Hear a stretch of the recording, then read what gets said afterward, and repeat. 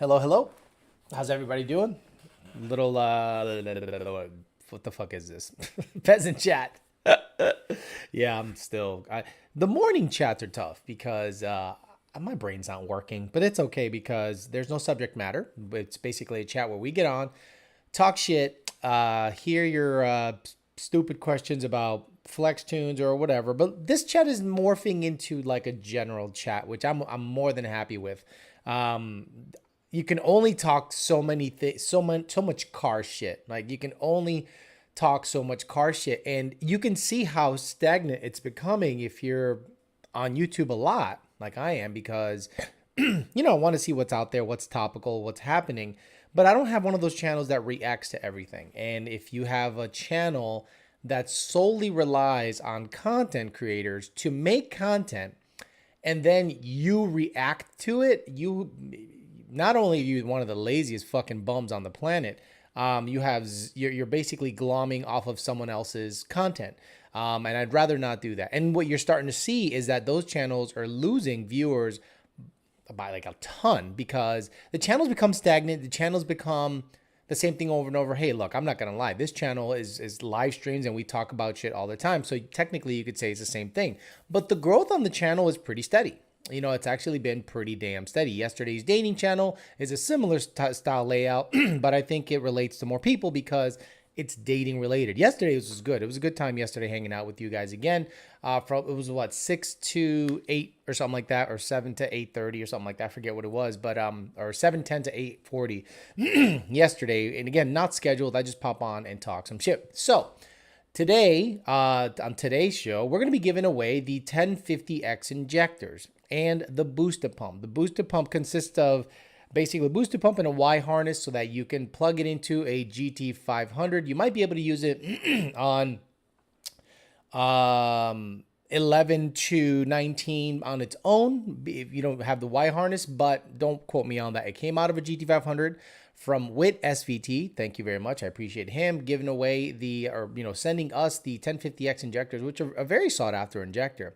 Sent them over to Nick Santarpia at FIC. He had them cleaned up and they're ready to go. I'm going to pick them up today sometime and get them shipped out to you guys, to the winner probably Tuesday, because Monday we figure out who has the highest liked comment on this video. That's how you're going to end up winning the injectors.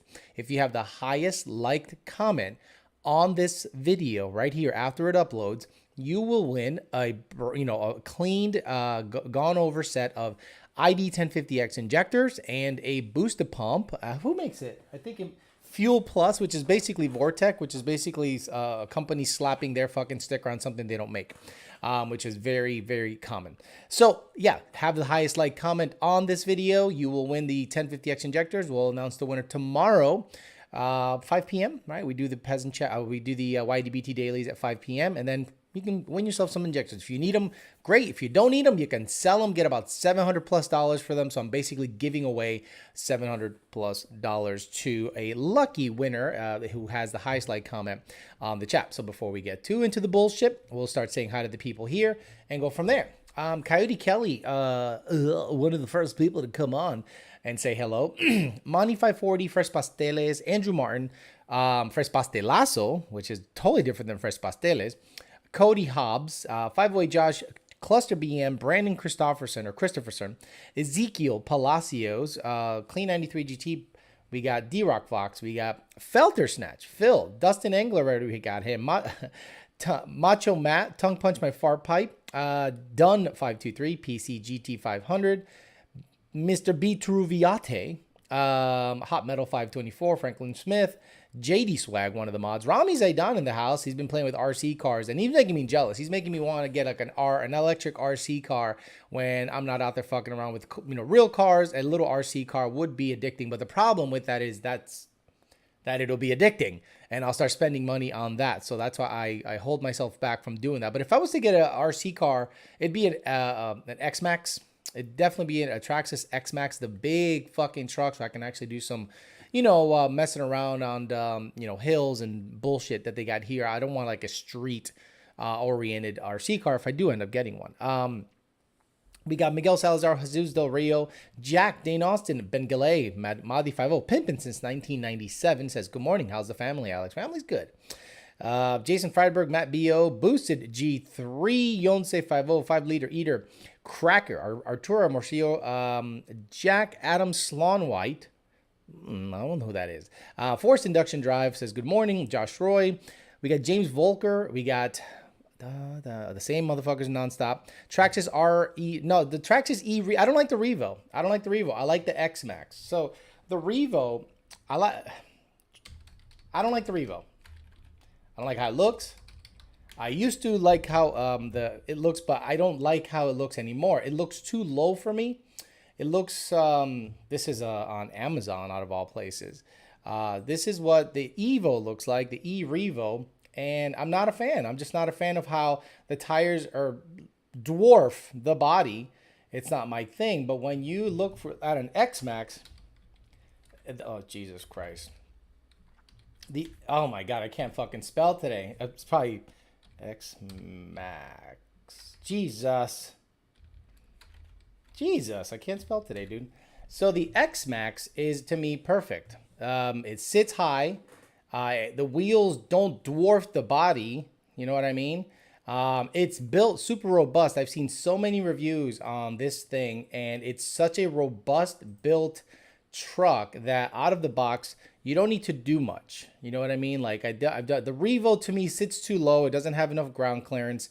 This thing to me is pretty perfect. It's like a tall Revo, badass, brushless, $1,000. It fucking flies. And that's, you know, what I would get if I was to get an RC car. So, yeah, I'm looking into that because, you know, you're not always out there fucking around and doing dumb shit. So you can, you know, have some fun at a park somewhere. Tony would love to chase this thing around. I'd have to buy a bunch of extra battery packs and bullshit, but I'm not a big fan of the Revo at all. Bro, I got a few myself. Nope, don't. What's it say? Don't do it. Yeah, no, I think it'll just be another money pit, honestly. I drove the white car yesterday for a while, man, and that is such a nice car to drive. That thing, by the way, it does not hook even in third gear. I actually, yesterday's ambient temperature was in the low 70s. Fucking thing was sucking in nice cold air, 3.3 pulley, got some Torco in the tank. And I fucking laid into it, and that thing went right fucking sideways at 85 miles an hour. And I'm like, oh shit, this thing is fucking serious. So it's time to probably get a drag pack on the car. Now that I have a little money laying around, I can probably, you know, pony up for some nice welds or billet specialties. Billet specialties are calling my name. I've always liked the drag lights, DRAGLITES, I think it's, or the wind lights. It's either the drag lights or the wind lights. Let me see, billet specialties, wind lights. I think it's the wind lights. Oh no, it's not the wind lights then. I like the drag lights on S550 Mustangs. They just look up. Yeah, I like the drag lights on S550 Mustang billet specialty. So that's probably what I'll be getting for the white car. Probably a beadlock version like a fucking homo, but I think that's probably what I'm gonna go after. I have to get 18-inch fronts because I want to keep the Brembo brakes. I want to just basically have a set of shoes to do some fucking around with, like when I race Jake. And then the 20s and the 19 GT500 wheels for regular street duty, because this car is going to be driven a lot. My plan with the car is to, you know, race Jake and maybe take it to the quarter mile to see if I can bust off a 9 in it someday. But I'm going to have to upgrade the axles and the drive shaft. Now that it has a Ben Calimer Stage 2 trans, new motor, blower's doing what it's supposed to do, good weather. Probably go out there and fuck around and see if I can bust off a deep 10 or a high 9 in it. It's not gonna be easy because it's an S550, and in order to make those suckers launch properly, it's a bit of a dance. You kind of have to know what you're doing with the clutch and the throttle manipulation in order for the dance to be good. So if you can bust off like a low 1.6, consider yourself lucky. If you're slipping the clutch, if you're dumping the clutch and you're relying on the tire to do the work, then a high 1.4 is, you know, desirable. And that's what you're going to need to run a 9 if you're trapping 138 to 139, something like that. That's kind of like what the goal is with that car. And then keep it street, you know, not do drag suspension, not do any dumb shit. Axles, drive shaft, and then leave it alone. Just leave it the fuck alone. My brother-in-law does those RC cars. He likes it for about 4 months out of the year. Yeah, no, it seems like a good time, especially when you're not racing. Like, okay, here in the summertime, guys, we don't race. We don't race. Maybe we cruise around and everything, but it is hot. It is muggy. It is not good weather to go racing in. It rains every day. So for those months, I'm kind of bored. I'm going to be honest with you. I'm kind of bored. Yeah, you can go to the beach. You can do a bunch of stuff outside when it's not raining, but the cars kind of just go dormant and you don't really go racing all that much. So it's probably a good idea to get into something motorsports heavy. Look, I'd love to get into quads, but the problem is I am in Florida and that bitch will get stolen in a heartbeat. There aren't many mountains in Florida. When I did go quadding in Massachusetts, that was fun. There was a ton of hills, a ton of trails, steep canyon-like things, and it was super cool.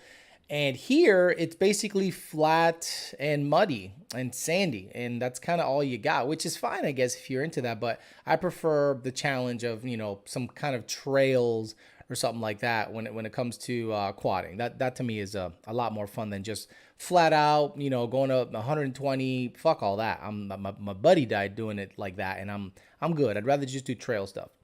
Damn, sideways at 85. What kind of power are you putting out with those R88s? Phil, it's probably close to 820. It's probably close to 820. That V3, guys, it's every single time I drive that car, it surprises me how freaking quick it feels with a Vortech V3 stick, and the R888s don't even like to stick. They just fucking blaze tire. So I said, okay, it's time for a drag pack. It's time for serious tire. If I'm going to live at this horsepower level for a while, and then some ET Street SSs and get those R888s out of there, because they ain't shit.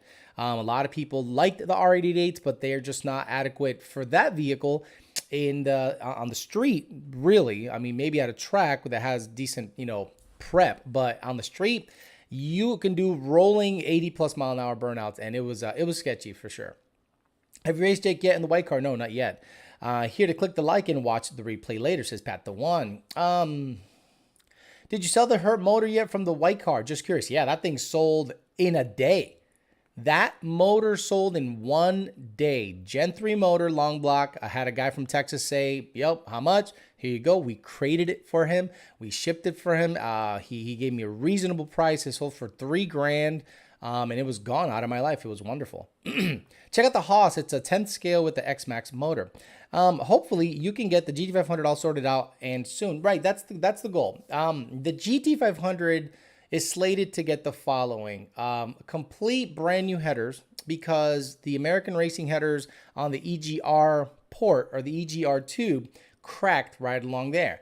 And they're old. Like, when you look at them, you're like, these bitches are old fucking headers, and they just are not holding up like I thought they would. So I'm going to get them out of there. Get a set of 2-inch headers, but good luck finding a set of 2-inch headers nowadays. Like 2-inch headers with a off-road X-Pipe, because the car's going to be a drag car. And I've considered taking it off the road, but I do like driving it on the street, so we'll have to cross that bridge when we get to it. But definitely, I want a 2-inch primary long tube header. We're going to want a big 3-inch X-Pipe. Or H-pipe. I want to go H. I'm not a big fan of the rasp. And then a MagnaFlow catback, like a really nice, street MagnaFlow catback. And if I go to the track, I'll just, take the catback off or dump it or put some kind of valve in it. Who knows? But it's definitely something that has to be a lot quieter than it is right now. It used to be a super nice sounding car when it had a bone stock exhaust and all this heavy motor work done to it and heavy cams and big blower. But then the last owner, or 2 owners ago, the original owner, got stupid with like the amount of ghetto people. Somehow fall in love with that grudge world, and like the grudge world, the grudge world is whack as fuck. Like, you got to have a lot of money to live in the grudge world. You got to have a deep 4-second car to live in the grudge world. And this guy fell in love with the grudge world. He wanted to be part of part of that world. And he just went and did just gutting stuff to the car that, to me, kind of took away from it. I liked how it was a fast street car. You could drive it to the track, bust off an 890, 880 with a 6R80, because it did have a 6R80 at one point, and then you could drive it home. And now it's like a dumb, stupid race, but okay, fine. So what I can do is get a better set of, headers, better, just a brand new, nice exhaust system that's cleaner, quieter, more street friendly. Maybe it'll slow me down a little bit, but not enough to kill ET. Maybe yes, with extra weight, it'll slow it down, but I don't care. If the car runs the number that I think it'll run, I'm not really worried about an extra couple of pounds because of the exhaust. And then eventually I'd like to go back to a 275 tire. Right now it has a 325 50/15, and to me it's just too much tire for what I want to do. But it does have only 1/2-inch studs, so if I do get a smaller tire that might hit the chassis harder, I might have to upgrade the axles to 5/8 studs instead of 1/2-inch studs, because I don't trust 1/2-inch studs. 1100 horsepower, 1,000 foot. It's 1100, 1000, like right on the money. So I don't trust 1/2-inch studs on 1,000 torque at the rear wheel. No, thank you. Alex, how does it feel to go down to your garage and not see Jean Grey anymore? Our feelings weren't expecting. No, guys, you guys must have me really, really fucked up when it comes to cars and emotions. I do not have any emotional attachment to any vehicle but the Fairmont. The Fairmont is the only car that I would be sad selling. You know what I mean? Like, the body is all I care about in that car. Not the motor, not the trans, not the wheels, not the tires. It's the body. That car cost me many things. It cost me time. It cost me potentially relationship. It cost me work. It cost me a lot of things. But the nice thing that that car reminds me of is that you got to stick to your guns, be honorable, be honest, and good things will happen to you. Every other car I have zero emotional attachment to. Jean Grey was a nice car, but I was not emotionally attached to the car. The car taught me 6R80 tuning. I was able to tune on it almost every day and figure some things out that I normally would not have if I didn't have access to the calibration and the vehicle. Trying things that didn't work, trying things that worked, lockup schedules, and all of that knowledge was transferred over to the customers that I had, especially people that had the similar build. I can say, well, here's my shift schedule, here's my timing ramp, here's my everything. Hell, here's my tune, because it's running 11.2 with this car. It should run 11.3, 11.4 in your car if it's similarly configured. And it did. It, like, very consistently every single time I sent somebody my tune that was in that car, or the tune that was in the Lund tune that was in my vehicle. Let's just say that way so people don't start thinking I was my tune. The car ran the number exactly where it needed to. It shifted where it needed to. It saw the right timing. So, all of that helped me give the customer a better experience. But emotion? No. Zero emotion when it comes to that car. I like seeing that fucking stack of dough. That's what I like looking at. I'm like, that stack of dough is real nice to look at as opposed to a red car in a garage. You know what I mean? I'm trying to find a set of GT500 quads to replace my Corsa Gates, and of course, when I start looking for them, it's difficult to find them. Going to the track next week. Hope to crack into the 10s with my bolt-on Gen 2. Still running 85 with no revision. This is for those NA revision guys, LOL. Would cutouts help for the track? Quiet on the streets, and one button, you are in attack mode. What do you mean attack mode? What are you attacking? I'm not a big fan of cutouts because I don't know of any cutouts that are super high quality. I'm saying super high quality that don't leak. They usually all tend to leak. The legendary Jean Grey Hellcat video. Oh yeah, that car drug a Hellcat so fucking bad. And the funny thing about that video does so much. You can see this girl that I was dating at the time who was an amazing lay. And the guy happened to race me and was nice enough to provide the video. He didn't have to provide the video. But dude, that car, like, Jean Grey got on it, and he got out by about a car, and it was just spinning. And by the time my car hooked up, it was like someone dropped an anchor off his boat, and I passed him, and then he was getting off of it, but I stayed in it just to see, and it was like 160, 170 by the time the race was over. Eliza says, what are your thoughts on the 3375 pulley for a Vortech V3? I know the 3.3 for sure overspins the blower or go full send. I got a 3.3 on it, man. Let it overspin the blower and blow the fucking head unit up. I don't care. Like, I don't give a fuck. I'm not sitting there going, it's going to overspin the blower. I don't care. If I have to upgrade to a V7 head unit, then I'd upgrade the fuel system and get E85 in it if that's the case. But then at that point, what am I doing, right? And at that point, the white car then becomes a race car. You know, you put a V7 on it, 3.3 pulley. Then you got to start thinking about potentially old pump gears and stuff like that, because you're going to be zipping a blower that, you know, has probably a heavier impeller. So you're going to have to start thinking about old pump gears. You're going to have to start thinking about a crank sprocket, which I'm not a big fan of, honestly, because I've seen more issues happen once someone installs a old pump gear and a crank sprocket than when they just leave the stock one alone. But for safety's sake and for crank deflection's sake, you're probably better off upgrading the old pump gears and the crank sprocket when you upgrade to a Vortech V7 and you have a 3.3 pulley or smaller on it. Did your red car drop ET with the 373s? I'm worried I won't hook on the street. Absolutely. It went from averaging 11.8, 11.6, 11.5 to averaging 11.2. The thing, absolutely. But again, I had a 28 by 11.5 by 17-inch Hoosier QuickTime Pro. Okay, I didn't stick with the 305 45 17. I knew the 373s launching with a trans brake might make it break traction at a badly prepped track on a test and tune night like Palm Beach International Raceway. It's just not a good track when it comes to test and tune nights. Rentals are different. They actually, you know, put the glue down, but I wasn't going to pay $500 to go to a rental to race a car that runs 1120s. Salvador says that I'm weird. I have an emotional attachment to my 20 GT, my first nice car coming from an '08 5-speed Honda. No, it's not. I don't think any vehicle, you shouldn't be, in my opinion, newer vehicles, you should not have any emotional attachment to. Right? You got to see it as a distraction, a hobby. Something you build with your own two hands, that's completely different. Something maybe you and your dad built, that's completely different. Something maybe that has an emotional connection to your youth, that's completely different. I don't look at any modern vehicle that anybody can purchase. That's the other thing. If your car looks like a lot of the cars on the road, it's kind of hard to have an emotional attachment because it doesn't really stand out. It's not really unique in any sort of way. I have a white GT 19 with black wheels. That's like the most common combo on the fucking planet. Basic bitch stuff. So I look at the white car and I go, I really like the car. It's a really nice car. I like it very much. I am not emotionally attached to it. If somebody wants to offer me way over what I owe on that car, bitch is gone too.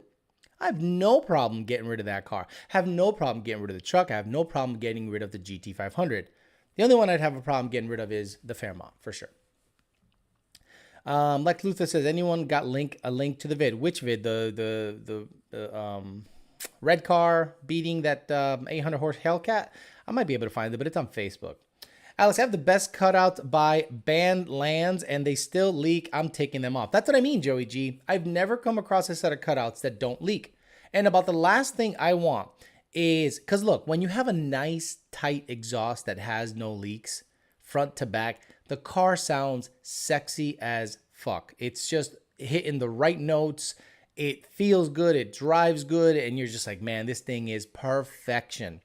The moment you have a little bit of a leak, you just want to take the fucking car and drive it off the road because you're just, fizzing and making weird noises and crackling when you don't want it to crackle. And you're like, fuck this car. So every single time when I worked at Bomberas, every single time I heard a guy putting cutouts on, they leaked. Every single time, no matter how good of a actuator it had or a seal or whatever, they freaking leaked. And I would never do a cutout situation. Checking in from the Northwest Indiana, 12 degrees, said 16, but it's 12 now. Owned mine for 35 years. Good morning, says Coyote Core. I'm attached to my 14 GT. I love that car so much. I don't know. I'd love my Gen 1 Roush car. I had it for like 4 years. Not my daily though. So Lex Luthor, let's look up my the video of the red car. Sorry if the stream goes a little slow, but when I go to the YOLO douchebag page on Facebook, it slows down. Like not only does the fucking thing slow down. Danny Jimenez's birthday today. Happy birthday to Danny Jimenez. I just saw that on Facebook. That's the only way I know anyone's birthday. Is Facebook reminds me. I don't remember half the shit that's happening. So, okay, let's go to my YOLO douchebag page and we're going to click on videos anytime now. Any fucking time you want to hurry up and do this shit, motherfucker. Holy crap. Facebook like slowed down, right? Ever since they introduced the whole metaverse stuff and blah, blah, blah. Like the upload speed is so fucking slow. So fucking slow. The video loading, everything is super slow. Refreshing of the pages, everything is just ridiculously slow. And it's like, why even go? Like, honestly, I only go on Facebook to have group chats with Lund Racing. That's the only time I actually use Facebook. But aside from that, yeah, I never go on Facebook. It's just like super AIDS. Okay, here we go. Gen 3 Supercharged S550 versus Hellcat, both on E85. So let me click on that. And of course, it's going to take about a year for this fucking thing to go. And you know what I hate? I hate that they don't let you manipulate the options, like the pause, the volume, anything. So if you have headphones, you know, beware or whatever. So this is a, I don't know, demon, not a demon, supercharged Hellcat. Had some bigs and littles, drag radials, all that bullshit. And it sounded good. It looked good. And obviously it was worked over. It was on E85. And I had the red car. And I was just going to the track. Me and the girl I was dating at the time, we're just going to go hang out at the track. I wasn't looking to race or anything. So. All supercharged BAP.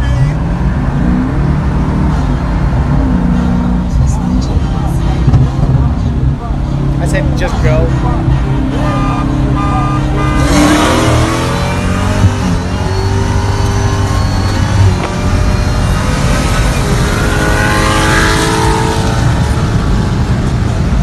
Yeah, so that was that. It was that car had a 4R200, a 3C converter, 315 gears. So that bitch would have gone 250 miles an hour if you let it. It made 912 horsepower, 880 foot-pounds of torque. It was a bad bitch. It was a bad bitch. I've seen some big tire car setups, right? Make an entire pass spinning the whole way. Radials, you're better off getting off the throttle and trying to roll back in. Okay. Went out last night and raced a badass DL1 versus my manual 2.3 Roush 17 GT. Ended up losing due to traction issues, then blew my transmission after the race doing a test pass. Can't wait to install my Cobra Jet manifold next month on my 14 GT. MySpace is the new hotness. JPL says I'm emotionally attached to my Fox body. Yo, Alex, would you recommend a Ken Bell 2.8? Ken Bells aren't terrible. I wouldn't recommend. The 2.8 can make good power. It makes comparable power to the 2.3, but it also makes heat. The Kenny Bell superchargers, they just don't have a great intercooler, and that's the biggest issue with those superchargers. They keep telling you all this pre-cooled bullshit. No, it's not. It's preheated so that the rotors don't rub on the case. Because what are you cooling the supercharger case with? With coolant that's 200 plus degrees. Anyway, I prefer the 3.2, the 3.6. Actually, just jump right to the 3.6. If you're the Kenny Bell supercharger, they sound cool and they're good when they're big. When they're good sized blowers, 3.6 and up. Like senior, junior, everyone at Lund Racing will tell you 3.6 and up is good. Now, the 2.8 makes good power, but it also makes a lot of heat, especially when you pulley it aggressively. The 3.2 to me shouldn't even exist. It should be the 2.8, the 3.6, and then once you go 4 liters and up, you're entering super duper big boy territory where 1100 horsepower and up is the norm. And we say bye-bye, says Andrew Martin. Yes, we've never seen this. I'm not on Facebook. Cool shit. Jason Frybrook says, love that video. Can you explain something? The power delivery of superchargers, does the torque really not matter during races? It's just horsepower that wins races? Well, I mean, of course torque matters, but horsepower wins races. Let's say, diesel's a good example, right? The torque that you make on a diesel is usually in the lower RPM range. And then when you're above, let's say 5,800 to 6,200 RPMs or something like that, it's all horsepower. And usually Coyotes live above 6,000 RPMs, right? Like the moment you shift the 6R80 Coyote or you floor it, and then it shifts at 75, 7600. It comes down to about 61, 6200 on the shift, unless you're locking up the converter. So horsepower wins everything. Like once you're already rolling, a horsepower wins everything. Torque, out of the whole, torque really is what matters, right? If you're wanting to 60 foot the car properly, torque's going to help you. But something like Lund Racing's twin turbo Grey Goose, that thing makes probably 16 to 1700 horsepower, probably makes about 1200 torque. But none of that is usable up until after the top of second gear. Right? All we're doing is managing the power. All we're doing is just basically making it go nope, nope, nope, nope, nope, nope, and then here's everything. So the torque does help with the 60 foot. So managing everything there is key. So the question is kind of odd because let's say, for instance, my Paxton unit, my Vortech car. The Vortech car has like an infinite power curve, right? But down low, it makes no nut. So if I'm roll racing somebody, I have to select a pretty a gear that has a pretty high RPM in order to be in the proper power band for that vehicle. Right? It's not the same across all platforms. A Whipple at 5,000 RPMs doesn't make the same torque as a TVS at 5,000 RPMs. The TVS usually makes more. And it doesn't make the same power as a Paxton. And turbos make a ton of torque really early, really fast. So it kind of all matters. Like horsepower wins races, but I think the torque gets you out and then the horsepower keeps you out. You know what I mean? That's probably the best way I could put it. Big Rick 5577 says, just coming through to give a like and watch a replay tomorrow on the way to work. Over 200 watching and only 130 likes. Fucking clowns. That's normal here. Anything over 50% engagement rate, I'm a happy cat. I hit the like button, so should everyone else. Torque is how far you drive through the brick wall. Horsepower is how fast you hit the brick wall. Coyote Kelly says, I remember when you were at SEMA with Joe from VMP. And you told us that the black car is sold and you will show us your new car soon. The suspense was real. Then the car was missing a door panel. Oh, dude. Like, I couldn't believe how screwed I got on the red car. But, you know what you want to do in the future. You know what you want to do at the end of the day. You know what the end goal is. And even though I got screwed on that car, I severely overpaid for that vehicle. I broke so many parts on that vehicle. I regret removing the motor from it and putting it in the Fairmont. It taught me a lot of stuff, especially on the NA game, on the shifting game, on the timing game, on everything. I learned so much from that vehicle, but I don't have an emotional attachment to that car. It was a way of me to learn tuning. And, it also taught me who to make deals with. A lot of people, because once you have a newer platform vehicle, people want to give you things, whether it be catch cans, whether it be different, blower combos, suspension, hardware, what have you. And I learned really quickly to say no to a lot of the manufacturers because they thought that they can give you, let's say, a cold air and say, well, now your team, blah, blah, blah. And I'm like, no, I can take this cold air right off and put whatever the fuck I want on it. And people were like, well, that's not what we want. And I'm like, okay, so take this cold air and shove it up your fucking stupid asshole. I don't need to be bought for $390. No, fuck that. Then I started telling people, look, because the channel grew pretty well. If you want your part to be on my car and me represent it, you must pay me like a monthly amount for me to mention it a lot. And they thought that was ridiculous. I go, I think it's ridiculous that you think that you can give me a $300 or $400 part and that buys you infinite mentions on a channel that is semi-influential, I guess. And so you either get your head out of your ass, because I bet you those same people that will give you a $350, well, that's retail, when in actuality, their cost to make that intake is probably $95 to $110. And they will pay Muscle Mustangs and Fast Forwards, $5,000 a year or so for advertising. They'll go on Facebook groups, forums, all this stuff to splash their stupid commercial all over the place. And none of those places get as much traction in terms of views as a channel like this. So do you think I'm going to go ahead and just mention your part on my vehicle nonstop because you gave it to me for free? Boy, you fucking bugging. And I figured that out pretty quickly. And that's why you don't see me mention a lot of people. The people that I do meet are the people that, if you go to my About page on this channel, and there is a list of sponsors, and those sponsors know the deal. And, you know, if they want like constant mentions, like meaning their name shown on the screen, okay, then that's a whole different thing. But if I have a list of sponsors on my About page, you know, they've paid for that. But if they want on airtime, it's more expensive than just, you know, just a part that you're providing. FK and FSM. What's FSM? That one I don't remember. My question is about cat replacement. Cat placement. My OEM cats and exhausts were stolen. I am replacing them with long tube headers with the long distance from the engine and the cooler exhaust temp affect the cat efficiency. Yep. I had a gentleman the other day buy Cook's Green Cats, and the car threw a P0420, P0430 code, cat system inefficiency code. And let me just look it up, just so you know what the actual catalyst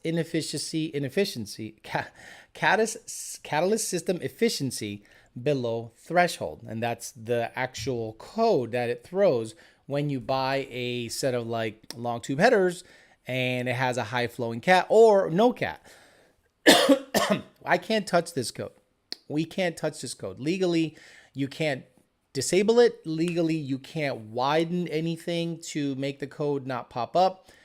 This code is going to be in there. And this is when the efficiency of the cat is either the threshold has been passed based on the stock calibration. And what is I think Cook's had a literature out there that says, oh, just tell your tuner to shut off the rear O2s. I'm like, oh, okay, so break the law. Gotcha. I'm good. Hope to hear the Fairmont chop with the high compressions 427 someday. That's the other thing on the Fairmont. I think I'm going to talk to someone who has a similar combo, and that's Real Teal, Wesley Evans. I'll pay him first time and say, look, man, I'm looking to have a motor built. I don't want to fucking build a goddamn thing. I want it to basically be delivered to me so that all I have to do is put fuel and spark to it and it just fucking runs. And I'm willing to pay a premium for that. Not $20,000 because I'm not stupid, but 15 or so is not out of the realm of possibility. And I understand that. And I want it to be 13-to-1 compression or look, stupid high. It's going to run on E85 all the time, forever. And I want it to chop like a motherfucker. Let me know what needs to happen. It needs to have accessory drives. It needs to have literally everything. I don't want to have to do a goddamn thing. And if there's ever an issue with that motor, I take it out and send it to the builder and say, here, something's wrong with it, fix it. I don't want to. The only thing I want to tinker with is timing, fueling. That's it. That's all I want to do. So I'll see. Something like that is probably not going to be cheap, but we'll see. Did you see Speed Phenom's video on markups, the reason why younger generations can't afford a Mustang? Big time street guys love Pro Chargers because of the lack of torque out the hole. On a big block, they'll make enough torque and they're easier to hook with. Nitrous is good the same way. I'm hating my exhaust sound since I went supercharged. GT500 single tip mufflers with stock resonators, X-pipe and all tube headers. Too low of a bass tone and drone. I don't know what to do or get. Look, MagnaFlow Adult Series is your huckleberry. I'm telling you, every single person that has had MagnaFlow Street Series mufflers or catback, they've sounded pretty phenomenal.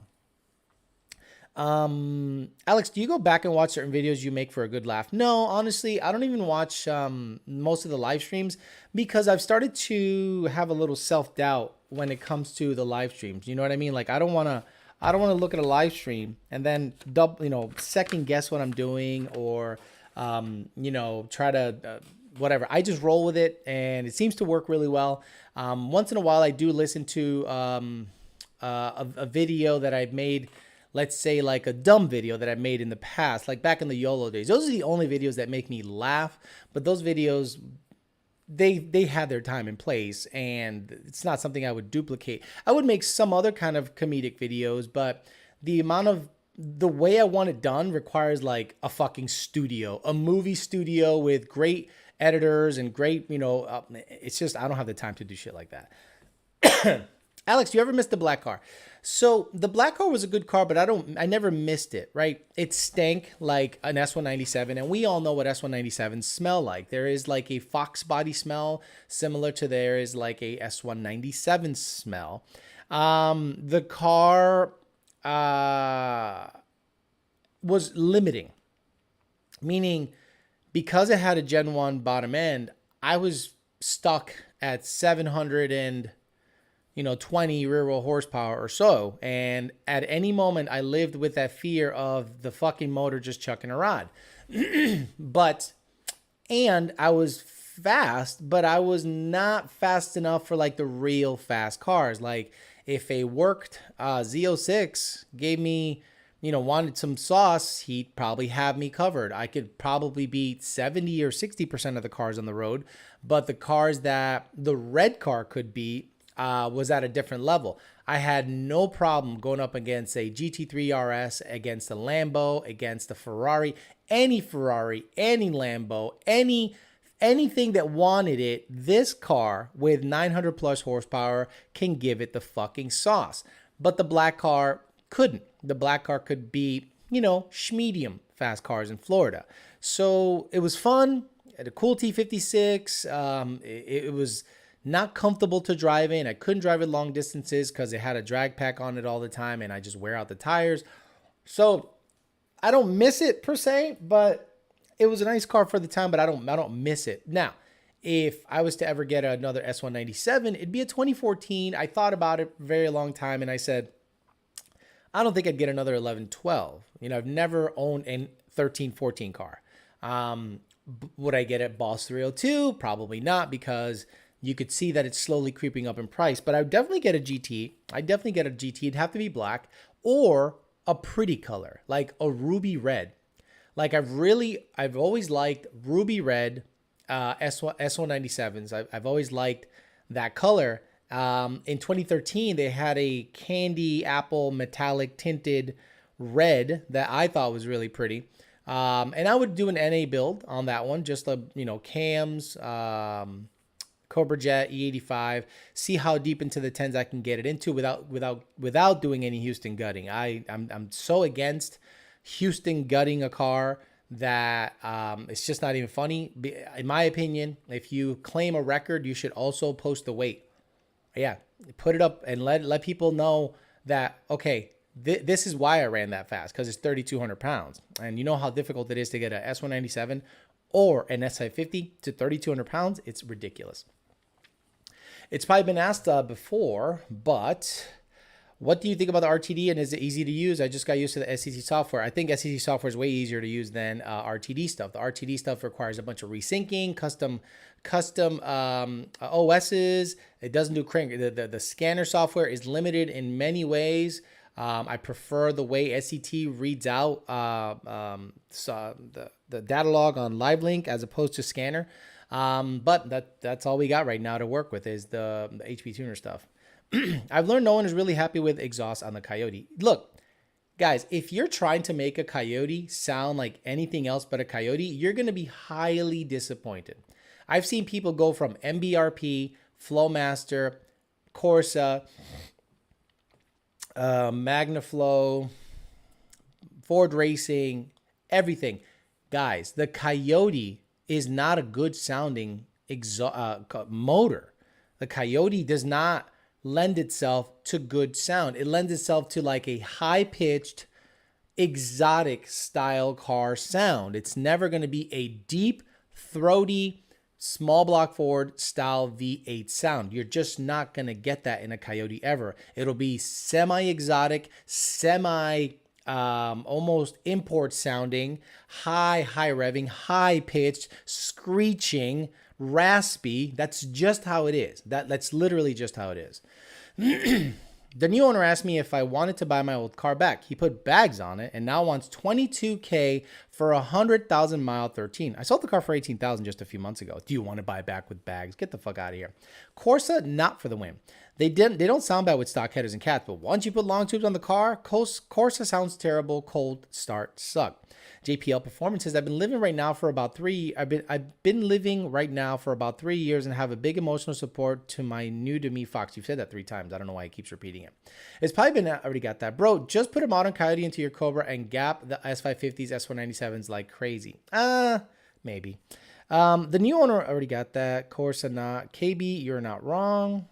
Alex, what's your gym schedule like? So now that I'm feeling better, my gym schedule is pretty straightforward. Monday, Tuesday, Wednesday. Then I usually take 1 day off after 3 on. Then I go 3 on again and have another day off. So it's like 3 on, 1 off all the time. I usually work the three big muscle groups. I do pushing and pulling. Pushing on a Monday, let's say, and that's, triceps, you're pushing. Push-ups you're pushing, and then a secondary movement like let's say calves. So I usually do about 7 movements, 3, and 1, and then obviously I do cardio, whether it be 20 minutes on an incline on a treadmill. That's every single time I go to the gym. I don't just go to the gym, warm up, and lift weights. No, I go on the treadmill, do an incline, 2.5, 3 incline, about maybe 3.8, 3.9 on a very steady state. 20 minutes or so, work up a decent sweat, but nothing crazy. Then go out there and do my shit. On day 2, it's pulling. So I am doing back exercises, whether that be bent over rows, whether that be cable flies, single arm, double over, whatever, Romanians, whatever. I am not a deadlift guy. I think the cost benefit ratio is not favorable for deadlifting. Like deadlifting is something that people do to like show off at the gym, in my opinion. But like aesthetically talking, like it doesn't do anything for your aesthetics. When you get to a certain age and you get off of that, like, look at me and pump up your chest type bullshit, you start making movements that matter, like that literally matter. And then you got to have like a mind muscle connection. And I always thought that was bullshit. Like I always thought the mind muscle connection was absolute bullshit until I started actually paying attention to the up and the down and the negative. And when you pay attention, you actually pay attention, you get a completely different feeling from it. So that's when ego takes a back seat. You stop racking on 580 pounds and you start putting on weight that you can manipulate with the proper mind muscle connection. And that actually helped out really well. Day 3 would be a leg day. Whatever variation you do for leg day. Squats I don't like doing squats, but I can squat a decent amount of weight, but I don't like doing it. I actually really hate squatting. But I have pretty strong legs, so might as well do that. So I do that, and then I change it up. I change the exercises. I try not to be stagnant on the same exercise all the time because you can get bored doing the same shit all the time. Okay, let's get down here. I've got Hooker Blackheart long tubes, and I'm done. I don't even want to read anything else. Now, in terms of sound, I think the 2-valve has the best sound. Good for you. Wow, the bone stock showroom floor New Edge V6 manual cars are 3,069 pounds.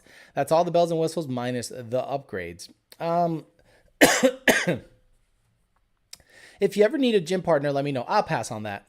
No offense. If I'm going to have a gym partner, it's someone I have known for like 20 years. I'm not just going to have some new guy show up to the gym and I don't know you, and then we're gonna like work out together. I'm just not the guy that I'm kind of a loner that way. When I go to the gym, I really don't want to talk to anybody. I really don't want a spot. I really don't want to chit chat. I go in there and get my shit done in less than an hour. A lot of guys are out there talking, shaking their fucking protein drink all the time, checking themselves out in the mirror. I wear a t-shirt like this, pants, I shut my mouth, I keep my head down, I do my work, and I get out of there. I'm not there to socialize and chit chat. I have a NBRP race system paired with stainless works on my 18 GT, and it sounds good. It does sound good. I've heard Boom Bye Bye's car locally, and it does sound really good. I used to hate deadlifts too, but then started doing them with a trap bar and totally changed my approach and used them in the routine. Cool. Yeah, I'm still not doing deadlifts. If you're competing, they're better lifts. There are better lifts than deadlifts. They are great for strength training. Okay. There are better. Okay. H-pipes help a ton with the sound of the coyotes. What about shoulder? Oh, I'm sorry. Yeah, shoulder workout. So today would be a shoulder day. I found out that I have a pretty good overhead press, and I found it out by mistake. I remember I was squatting on the squat rack, and I had one plate up. So that's 135. It's nothing crazy. And I was gonna bring it up one level to squat. So I grabbed it and I just said, okay. And I just lifted it over my head and it was pretty easy. And I just racked it, no big deal. So the next shoulder day that I went to, the gym was pretty empty because I would never do arm workouts on a squat rack. That's like super douche moves. But I went to the squat rack. I racked up 135 and I started with that and did I did 10 pretty easy. Then I put another 10 pounds on it and did 10 pretty easy. Then I put 185 on it and did about 7 or 8. And I thought that's pretty good for a standing overhead press for a guy that's never done it before. So I've incorporated that into my routine. I can pretty easily do 200 pounds with dumbbells and a slight incline. So I usually start with a warm up. Then I do overhead pressing, whether it be on a rack, whether it be dumbbells, up to about 200 pounds. Then I work my way down. I do pyramid that exercise. Then I do the the flies. I do sometimes I do the single. These guys. I do where I put my head on a bench and I kind of like bring the weight back, but I don't use really heavy weight for those exercises. I definitely get a pump and a burn, but I don't use 40 pounds. I use 25 at most for those accessory movements. But the pressing and like the heavy rear delt workout stuff, I definitely rack on the weight on that stuff. Risk reward is not there exactly. For deadlifts, the risk reward, you are more likely to get hurt deadlifting heavy weight than to actually see an aesthetically pleasing result from a deadlift. Rich 50 says, I don't want to chat most of the time, more or less have a gym partner. Exactly. Hey, Alex, what annoys you at the gym? Because we all have some. What annoys me at the gym the most is guys that make a lot of noise. Guys that make a lot of noise makes no sense to me. There's this one guy who's fat, and he says the N-word every other fucking word. He white guy. And he has a Beats, headphones. And he's playing Meek Mill. He's playing 21 Savage. He's playing, all the hot artists, And the N-word flies out of his mouth because he says it with a bit of an accent, like it's okay to do that. And I'm looking at him and I'm like, boy, I wish one of these guys over here would just slap you right across the head. And he goes to the flies. Like, out of all the weights to make noises on, why the fly machine, right?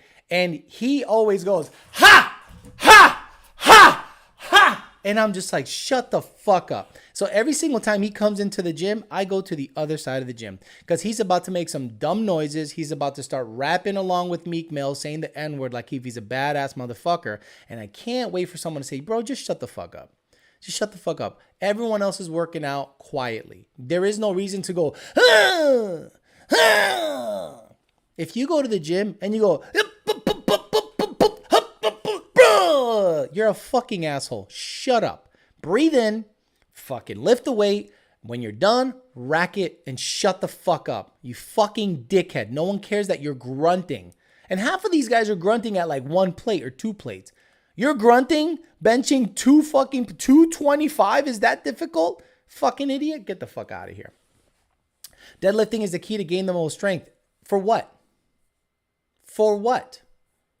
Tell me, does your bench go up because of your deadlift? Does your overhead press go up because of your deadlift? Does your squat go up because of your deadlift? No. Your deadlift goes up because of your deadlift. You know what also goes up? The probability of you bulging a fucking disc. So go ahead, keep deadlifting. The risk reward is not worth it to me. Or guys drop the weights while doing deadlifts. Consistently annoying. Right. When I do deadlifts, guys, I bring the weight down softly.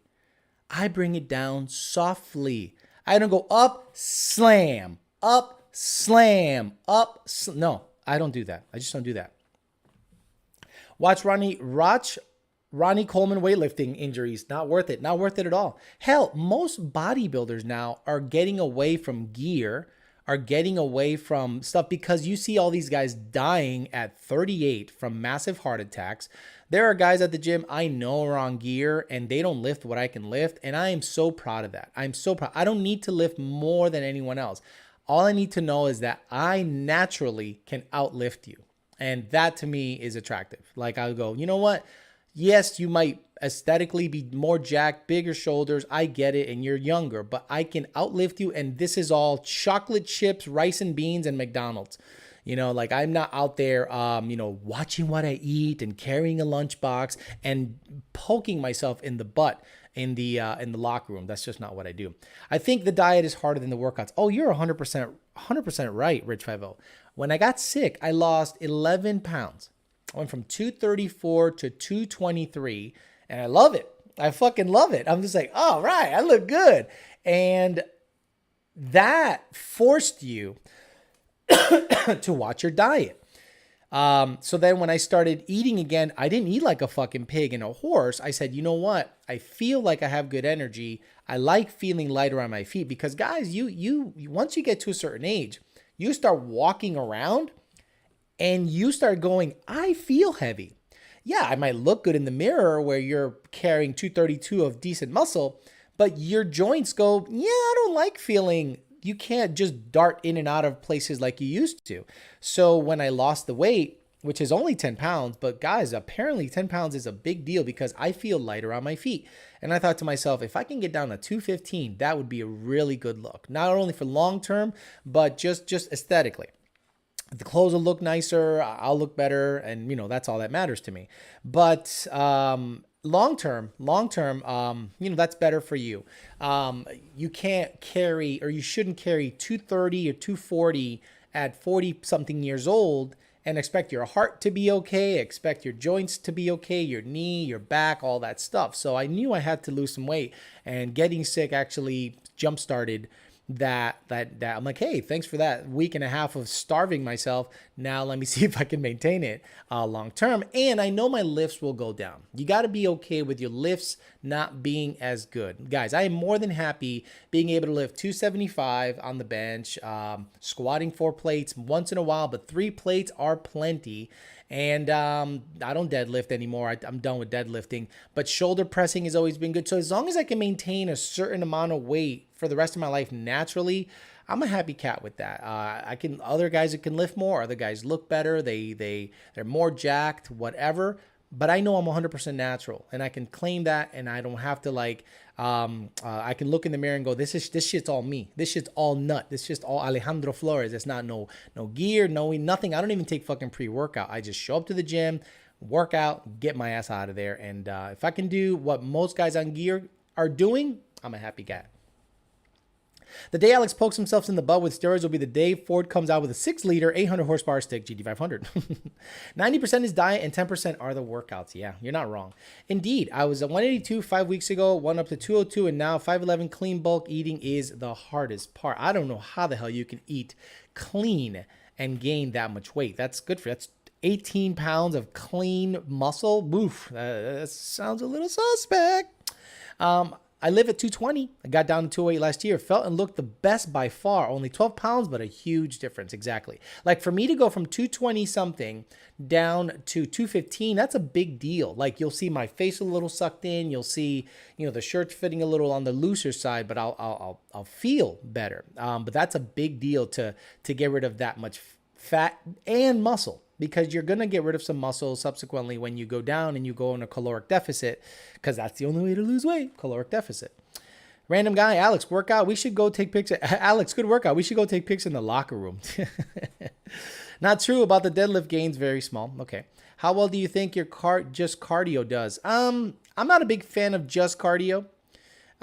If you want to look like a runner and you want to have a runner's body and you want to be lean and you want to have long muscle that's meant to be, for endurance, then that's good for you. But I want to look like a baseball player, like baseball players to me, and track athletes, like sprinters and let's say like a running back, a sprinter, or let's say a center fielder or shortstop. No, shortstops are lean. Or a center fielder, let's say, because center fielders tend to be explosive and quick, and some might have power, like a Ken Griffey Jr. back in his day. That's, to me, a perfect build. Bigger legs, good upper body, 195 to 207 pounds or something like that. That, to me, is a look that I want to try to maintain for a long time, because when you look at a guy that's over 200 pounds, over 5'11", and he has an athletic build, you look at him and you go, that guy looks athletic. But when a guy is like a cardio guy only, and he's skinny and his clothes are dripping on him, like looking like a coat hanger, it's not as aesthetically, let's say, pleasing, in my opinion. I weighed 215, 5'8", started having back and knee issues. Now I'm at 180 and I feel way better. Milton Perez. Type 2 diabetic here. Went from in shape 195 to 155. Feel great, and the diet I should stay disciplined is the hardest part. Maybe that one day you'll say the N-word the wrong place and get smacked to reality. I hope so, because that guy's a fucking punk. I don't like him at all. Once you get past your 40s, lowering the weight and increasing the reps will give you better results and keep you injury free. You're 100% right, Josh Roy. Yeah, all the grunting, yeah, that's very annoying. I'm 48, and I can definitely say you feel any weight difference. I'm glad I'm not the only one that feels very comfortable deadlifting. I'm a firefighter and don't want to risk ruining. Who feels very uncomfortable deadlifting? I'm a firefighter and don't want to risk ruining my career, work in our area than my body. Exactly, James Cundiff. To me, deadlifting, and even there was a guy on Joe Rogan, big, what do you call him? Strongman lifter.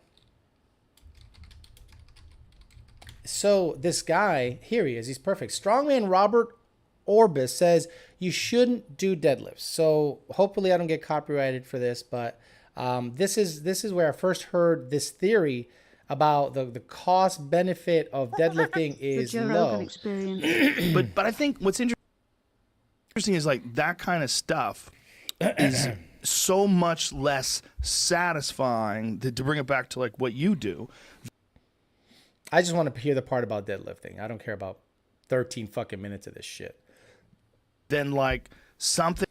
Oh my God. The just the streaming thing that you have to really work for, and it's really difficult, and it's a very visceral, real feel. Like the feeling of accomplishment you get when you do something virtual will never be able to compare with the feeling that you do when you do a physical, visceral thing. Oh, no shit. Also, in other news, the sky is blue. When you feel it in your fucking bones. Yeah, you feel it. You live it. I when I was doing World's Strongest Man in Botswana, Africa, I tore my bicep, and I just was getting beat up over and over again. I was just so wrecked. My body wasn't accepting. Yeah. Because I went from football to strongman, and in football, we'd never done deadlifts. It was in football, we have never done deadlifts, because when in football do you make a deadlift movement? Like, if you got the guy down, you don't pick him up again. You're pushing. When you are tackling somebody, and for those of you that played football, you're pushing. You're basically jettisoning your body as a missile towards somebody's knees, midsection, or upper body. And if anything, you're yanking them back, but from a high position, not a low position. It was all hang cleans and power cleans, which, by the way, just quick little tip, deadlifts, if you're deadlifting to be a better deadlifter, fine. If you're not doing that for deadlift's sake, then don't fucking do it. The risk to reward ratio is a joke. For deadlifts? For deadlifts. Really? And a lot of people aren't going to like that I'm saying that.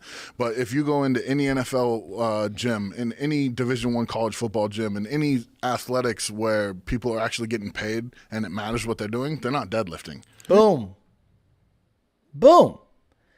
Forget Alejandro Flores, the dumb Mustang guy, saying this.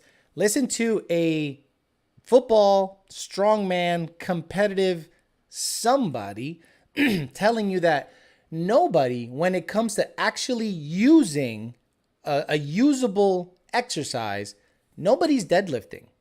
Nobody is deadlifting. Like he said, if you want to deadlift to become a deadlifter, good for you. That's fine. Say that I can deadlift 400 or 500 pounds. That's awesome. But that's all deadlifting is. Deadlifting is only good for deadlifting. It's not good for anything else. Really? They're hang cleaning and power cleaning. Why is that? Because the risk to reward ratio, like it's so hard to be a great deadlifter and to not risk your low back and to be using your upper back properly, and just there's so many little chances for you to get hurt. Exactly. So take it from him. Don't take it from me. Take it from him that if you think deadlifting is a usable exercise, you're 100% wrong. It's a good exercise to show off how much you can deadlift. But hang cleans and power cleans, that shit where they go over their head with stuff, that's usable. The Olympic style stuff, that's very difficult. I dated a girl, her name was Andrea. She was a stud. That girl can power clean and jerk like close to a couple 100 pounds, and I couldn't believe it. And this girl was like 5'8", 5'9", 160 to 170 of ass.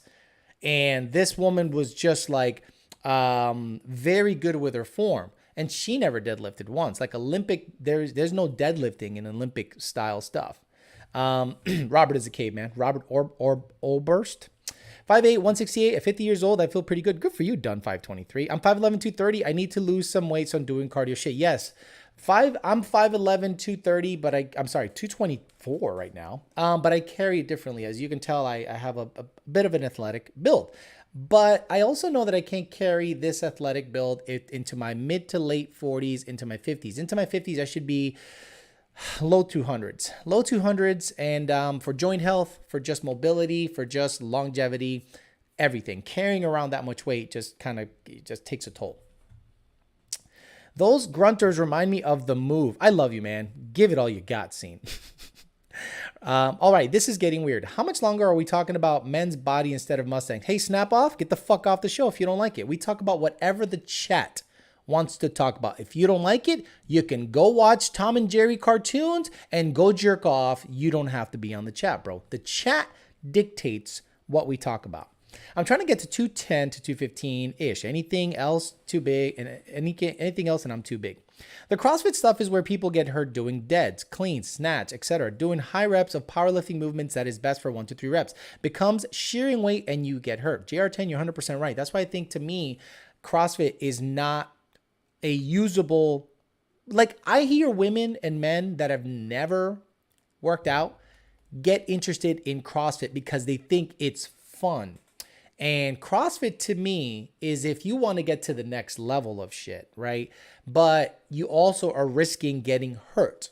Like, there are most CrossFit people that are elite are on gear. Obviously, you guys watch CrossFit and you see these women with these abs and you're like, I want to look like that. I'm like, okay, do steroids, honey. And they go, what do you mean? No, it's 100% CrossFit. No, it's not. It is steroids, okay? When someone looks like they're photoshopped, they are on steroids. But people, for whatever reason, say, well, they do CrossFit, so people that do CrossFit look really good, so I want to look really good. No.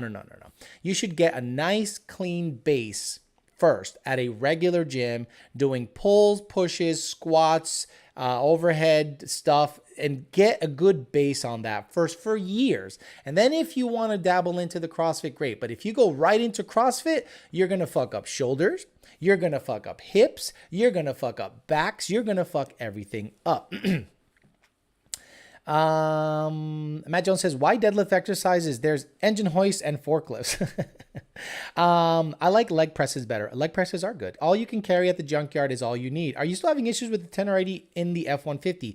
Everyone is having issues with the 10R80 in the F-150. Not detrimental issues like, oh my God, this thing's such a piece of junk, I'm going to throw it away. No, basically is the shifting sucks, right? Like the stock Ford shift schedule is not the best. And even after you tune it, it's still finicky. And, it's not something that's I can't live with, but it's definitely not smooth. I'll tell you that much. Will you ever consider a TRT, Alex? Testosterone replacement therapy? Probably not. That's only something that if you're... if I start experiencing, issues with my libido or my my attitude or something like that, yeah, I might get tested and stuff. But TRT, man, once you start that stuff, you can't really stop. You know what I mean? Like once you start, it's kind of for life. So that's something that a guy like me that doesn't even like taking pills, doesn't like taking anything foreign in my body, that's going to be a hard pill to swallow, you know, so to speak. So I don't know. It depends on how bad I am experiencing testosterone issues. I'm 5'10", 190, but I feel fat. Only in my stomach. Love handles. How tall? How are y'all 30 pounds heavier and 1 inch taller? Maybe I need more muscle. Yeah, Texas size gap. Muscle is denser than fat. So I, when I used to walk around I got up to 242 at one point, and I looked athletic. I put on the muscle. I didn't really watch what I ate, but I wasn't eating junk. I was just eating a lot of, let's say, pastas, a lot of carbs, a lot of stuff like that. Not a lot of candy, not a lot of stupid junk. So I did get up to about 242 PRI 4 years ago. And even one of my friend's wives was like, wow, you look athletic. And I'm like, I do. I'm feeling kind of heavy. She goes, yeah, but in clothing, you're carrying it really well. You carry it really well.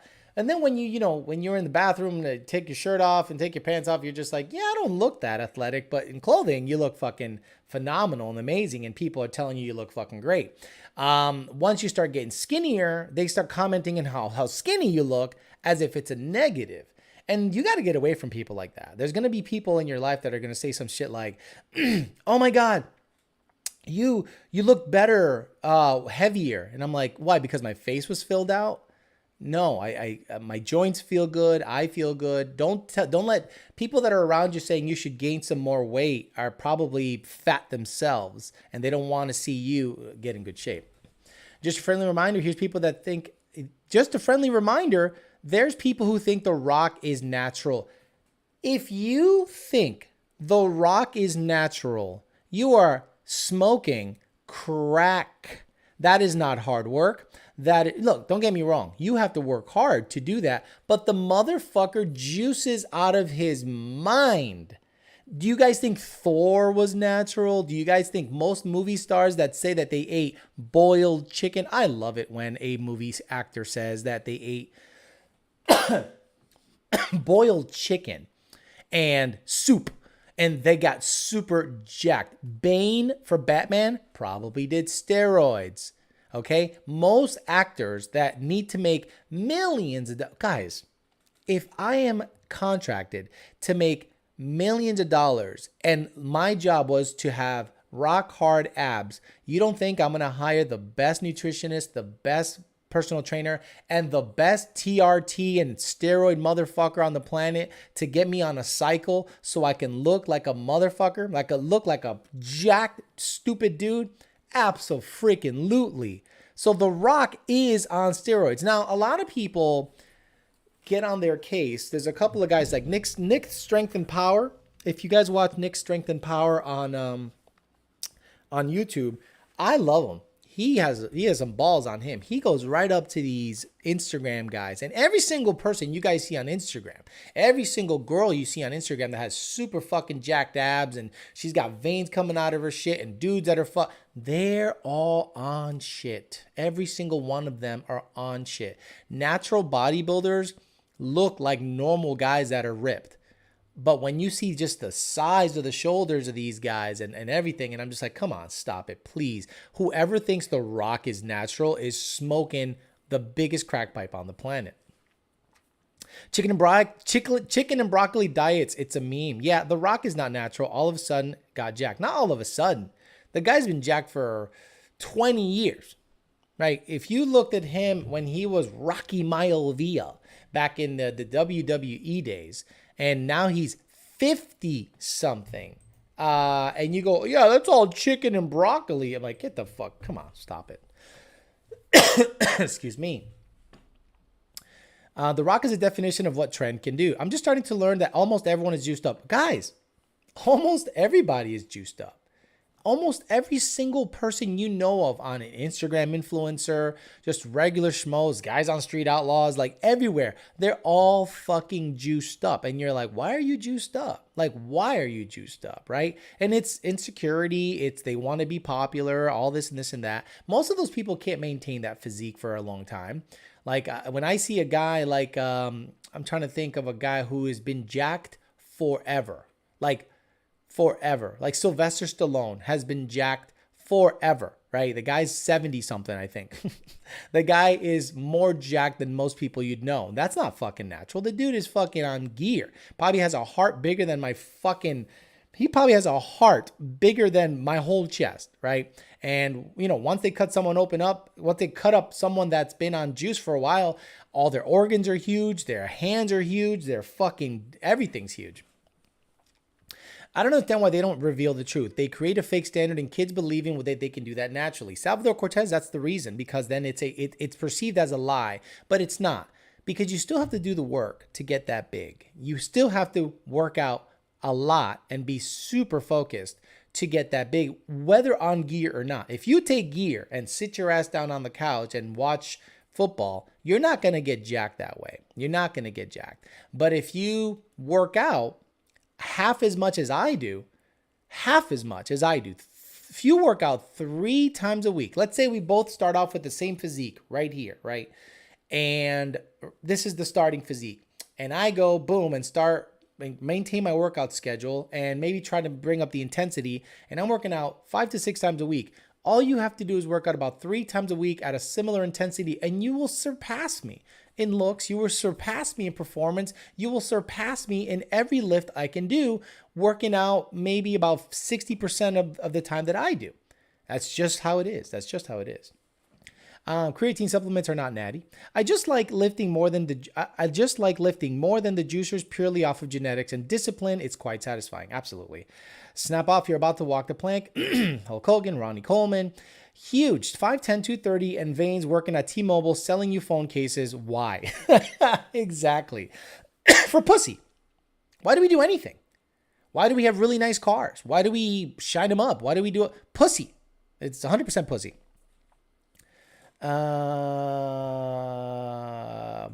Snap off is, look, we heard snap off is feeling. I've been a subscriber, a customer, and here we go, customer. A customer of what? Of Alejandro Flores? I don't have a business. This is what really starts to piss me off. See, this is what really starts to piss me off about people like Snap Off. Now he thinks that because he's a Lund Racing customer, I have to kiss his ass. This has nothing to do with Lund Racing. I just happen to work with Lund Racing. This chat is 100% my shit. There's nothing to do with Lund Racing. If I left Lund Racing tomorrow, I'd still have this motherfucking chat. So cut the shit saying customer unless you're buying something from me. Okay, this channel does not represent Lund Racing officially. I just happen to work for them. It's my gig. So by saying that, thinking that I'm going to go, this is the same thing as saying, I've been a customer for Lund Racing a long time and this is how you treat us? Fuck you. I don't need to treat you any sort of type of way. You are not a customer of this channel. You're not a supporter of this channel. You're not anything of this channel. And you're going to try to bring up Lund Racing as if that's going to make me change my mind as to how I treat you, dude. You're fucking treading on thin ice, dude. Treading on thin fucking ice using my job as some kind of, bargaining chip as to how I'm going to treat you in the future. Cut the shit. That's the dumb shit that pisses me off, that people think it's okay to bring up your fucking job. That's like being at a basketball court and I'm there talking all that shit, right? And I just happen to work for FedEx and I'm just talking all that shit and I'm cooking your ass on the basketball court, breaking your fucking knees, taking your fucking ankles, snatching your soul. And you're like, oh yeah, I'm going to call FedEx on you. I don't like the way you're breaking my ankles because you work for FedEx and I'm going to tell them that, cut the shit with that. I'm a customer shit. You're not a customer of this channel. This channel's not selling shit. So cut the shit with I'm a customer. Say yo. Shut the fuck up with your bullshit. God damn it, I have never done that in my life. I have fucking never done that in my life. Never have I gone up to a person and go, where do you work? Because I'm not happy how you're treating me. So now I'm not. This man is sensitive. You're the bitch that got all mad after I said, bro, shut the fuck up. We talk about whatever the chat wants to talk about. And now you want to turn it around on me? Nah, pussy. Motherfuckers like you need to get checked. Because you shouldn't be mentioning anyone's work, anyone's anything that has nothing to do on this fucking channel. As if to say, I'm going to get you in trouble, Alex, if you don't treat me better. Motherfucker, go ahead. Go ahead. Hit up Lund tomorrow and say, Alex hurt my pussy on the chat. Do something about it. I'd love to see what their reaction is going to be. My vagina got hurt on a chat because they were talking about lifting weights and not what I want to talk about. So I'm going to mention his work as if to say, bro, if you don't start talking about what I want to talk about, I'm going to say something to your fucking job. Do it, motherfucker. Now I want you to. Now I need you to. I need you to say something in Lund Racing that your pussy got dried up because we didn't talk about car stuff on the chat. Fucking punk. Stupid ass motherfucker. I hate people. You see what I mean? You see why I don't want to deal with people and customers? Because this is why. They go after, they try to go after your personal, shit. Oh, let me go after his work because I don't like what they're talking about. Pussy asshole. Fuck you. I hate motherfuckers. Boy, I hate motherfuckers. You can see what I mean? Where do you work? I'm a cuss. I might be a cuss. I might use the services at a place that you work in. So I'm going to go out of my way and try to get you in trouble with your boss because I don't like what you're talking about on a chat, on a free fucking chat on a Sunday. Fucking, what a fucking clown. What a fucking clown. Mike Tyson, tell him what's You can't touch me, you're not man enough. I eat your asshole alive, you bitch. Fuck you, you hoe. That's right. Come and say in my face, fuck you, ass for that, everybody. Mike Tyson will fuck you in front of your face. In front of everybody. Boy, what a doucheball, huh? A douchebag move. Whoa, as a long-standing fan, subscriber, and customer, I'm looking around, I'm trying to see what I sell. What does this channel sell? Ain't nothing. This channel don't sell shit. And this motherfucker's out there going, oh, I might tell Lund Racing about you because I don't like that you're not talking about subject matters. I want to talk about you, fucking clown, stupid, dumbass motherfucker. Hey, get the fuck out of here because I'm going to fuck you out right now, motherfucker. Oh, fuck. Okay. Oh, wow. Everyone's hating the wall. I'm not gonna boot him because he needs to. This was hilarious for me because you're one of those who took the bait. Oh, yes, I set him up. Yeah, this is how people try to get a one over on you. Like, I set him up and he took the bait. No, snap off. You're a bitch. When you go to your mirror in your 1-1, you go to your bathroom and go, I actually got butthurt because they were talking about weightlifting as opposed to car stuff. And then I basically said, I'm a customer and you treat me like this. Customer of what, bitch? Pussy asshole. Customer of what? What the fuck are you a customer of? You're not a customer of anything this channel offers because I don't sell anything. That's right. Tell him, Mike. In front of everybody. Could you imagine Mike Tyson actually going through with that threat? Now he's trying to switch it up. Exactly. They try to switch it up. They always try to switch it up. They're just like, oh, yeah, you took the bait. Got you. No, dick. You're one of those guys that complain to the manager. You're a fucking Karen. You're a bitch. You're a hoe.